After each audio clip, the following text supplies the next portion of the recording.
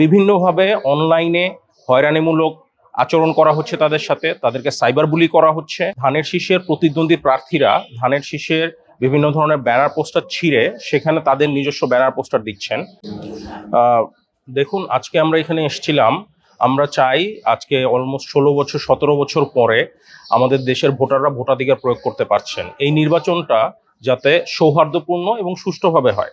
কিন্তু রিসেন্টলি আমরা যেটা লক্ষ্য করছি সেটা হচ্ছে গিয়ে ঢাকা 13 আসনে ধানের শীষের প্রতিদ্বন্দ্বী প্রার্থীরা ধানের শীষের বিভিন্ন ধরনের ব্যানার পোস্টার ছিঁড়ে সেখানে তাদের নিজস্ব ব্যানার পোস্টার দিচ্ছেন।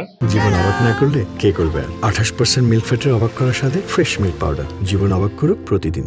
এবং ধানের শীষের প্রার্থী জনাব ববি হাজ্জাজ এবং তার সহধর্মিণী ব্যারিস্টার রাশনা ইমাম, সিনিয়র আইনজীবী, বাংলাদেশ সুপ্রিম কোর্টকে বিভিন্নভাবে অনলাইনে হয়রানিমূলক আচরণ করা হচ্ছে তাদের সাথে, তাদেরকে সাইবার বুলি করা হচ্ছে এবং তাদের বিরুদ্ধে নানা রকম অসত্য এবং কুরুচিপূর্ণ আচরণ করা হচ্ছে।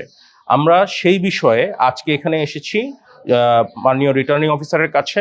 এখানে আমরা একটি লিখিত অভিযোগ দায়ের করেছি এবং আমরা চাই এটার একটা সুষ্ঠু তদন্ত হোক এবং যারা দোষী তাদের বিরুদ্ধে নির্বাচন কমিশন এবং রিটার্নিং অফিসার তাদের বিরুদ্ধে যথাযথ পদক্ষেপ গ্রহণ করেন এবং এই নির্বাচনকে সুষ্ঠু এবং সুন্দর করতে সকলের সাথে সকলের সহযোগিতা আমরা কামনা করছি এবং আমরা চাচ্ছি নির্বাচন কমিশন এই বিষয়ে ব্যবস্থা গ্রহণ করবে।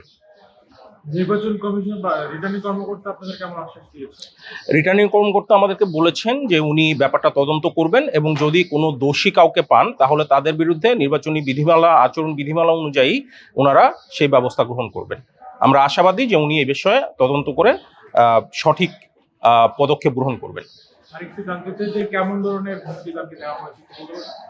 আপনারা যদি এটা ওনার সোশ্যাল মিডিয়া পেজ বা ওনার সহধর্মিনীর সোশ্যাল মিডিয়া পেজে যান, আপনারা ওখানে দেখতে পারবেন বিভিন্ন ধরনের কুরুচিপূর্ণ বক্তব্য দেওয়া হচ্ছে, তাদের ব্যাপারে বিভিন্ন ধরনের কথা বলা হচ্ছে, ধানের শীষের ব্যাপারে বিভিন্ন ধরনের কথা বলা হচ্ছে। আমরা চাই এখানে একটি সৌহার্দ্যপূর্ণ আচরণ থাকুক, কিন্তু এরকম একটা কুরুচিপূর্ণ বক্তব্য দিনের পর দিন একটা প্রার্থীর বিরুদ্ধে বলে যাওয়া হবে, এটা তো আসলে কাম্য নয় কোনোভাবেই।